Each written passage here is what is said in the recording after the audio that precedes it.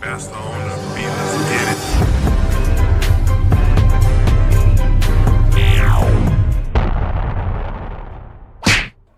Alright, it's your boy Brand. Let's back at it again. Guys, today we are going to showcase one of my matchups in previous gaming locals. This round, it's the second round I believe, we're facing La. It's going to be banned soon, but it's still a problem. It's still a problem. We're still in the same format, so we still got to wait a couple of days or a couple of weeks, so it's still a problem. My guys, my strategy against this deck is just like stardom. Some games that I feel like I have the advantage with my board and sometimes have good counters. I feel like I threw that game away because I went from life too aggressive or too early. So what I try to do, guys, is and this can work against Rayu too. I'm gonna talk a little bit also about Rayu because that's gonna be, I think, the next faster deck in the format that people are gonna be abusing. It's gonna be similar to Law, that you can cheat bodies and go fast. You just start them. You remove their board, and once you have a big board, you start, and you can poke a little bit alive, but your goal is to start them and control their board. And then on the late game, you have a bunch of high cost characters with the big attacks, and then you can overwhelm them. Here, guys, I played that blocker early. You can be like, oh, but he can bounce it to your bottom. I mean, okay, fine. He wants to do it, but I want to try to keep my hand signs at less than seven. Yes, less than 7, so they don't allow me with the blocker. And yeah, just free. I'll block it. I still have for life. I drew for turn. I play Gedatsu. That's a great card to have. I feel like going first against Law is really good because I can, I can on my third turn I can. My third turn I can get that to their board, unless they play the kid or something. But yeah, that's what I love to do. I think he played really well. He's going for he's being smart when he's done management, and that's really good. But sometimes even starving Law, if you don't see the right amount of counter, or you don't see your high cost characters at the end, it could be really rough. There's a lot of things that has to go your way. What I feel like in EB1, I had my build was better for Law because I was running cards like I was playing the Searcher, Shura, so I can search my Gedatsu. So I was able to search my Gedatsu. I was able to search all my events.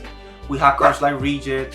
We were playing Amaru, so yeah. So we trade those for the 10 drops, the Luffy and stuff like that. So, but last set, maybe I feel really comfortable, and I feel comfortable against Law in a respectful way, in a sense like if I open a Datsu, I have enough counter.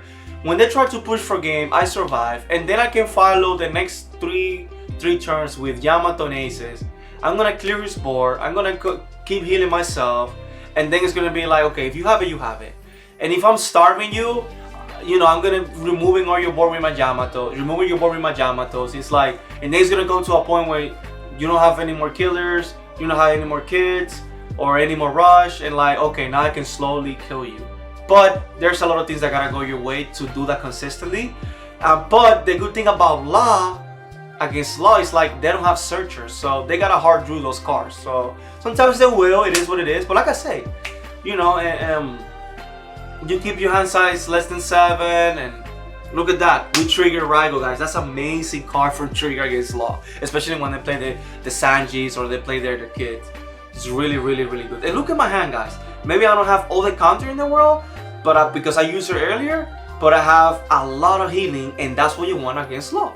You want to open removal, clear the board, and then I think I play Yamato here. Yeah, play Yamato, kill that blocker, and then I go with 5. Are you gonna give me a card from your hand?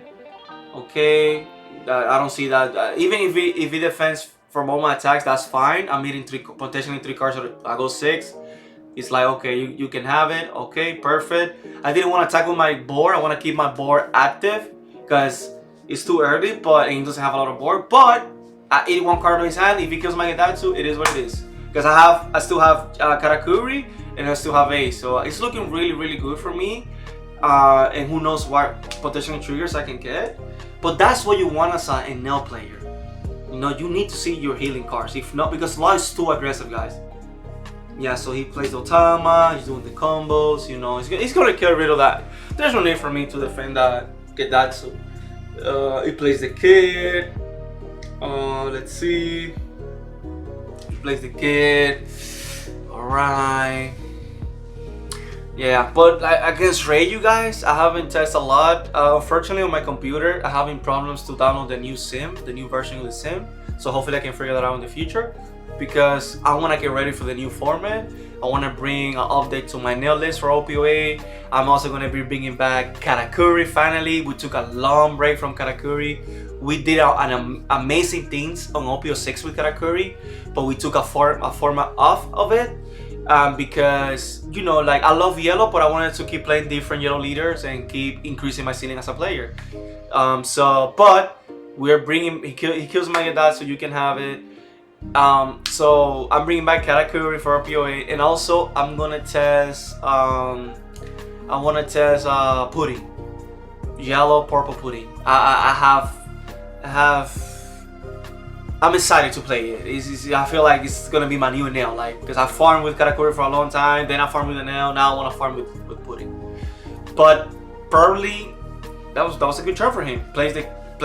He lost counter from him. That's bad, but at least he removed my pressure, and now he has a kid and a Sanji.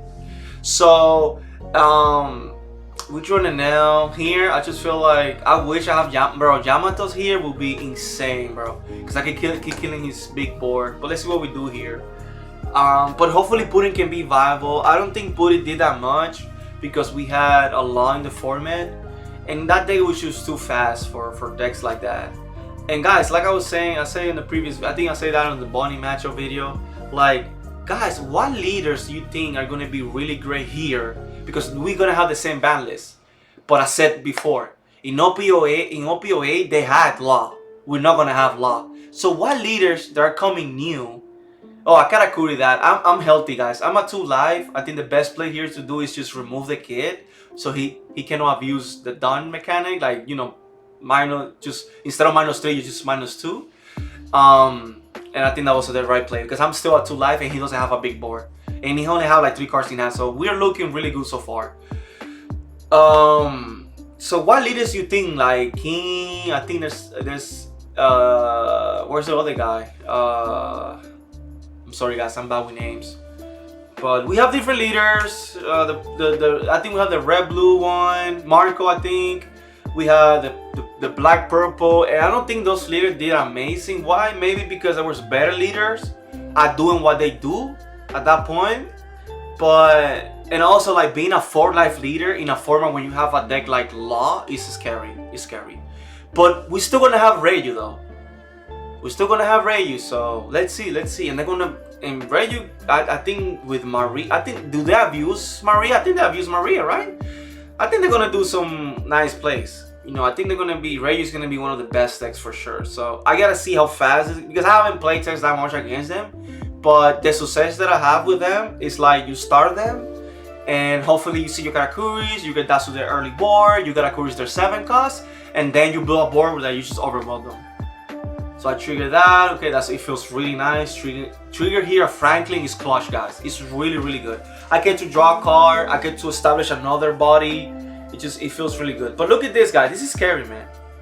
This is scary, man. This is the scary part. Here I'm just taking it. I have no life, but thankfully for me, his last attack is a 7, and I have exactly 8.